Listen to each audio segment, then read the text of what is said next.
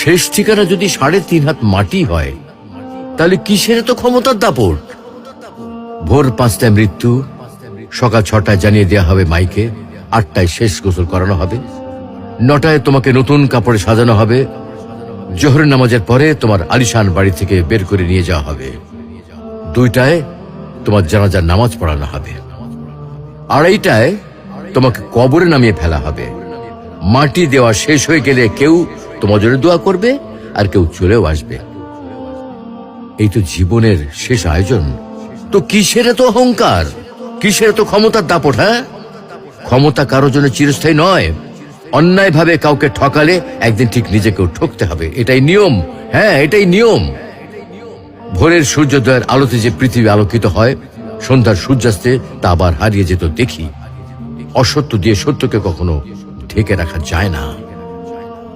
প্রকৃতি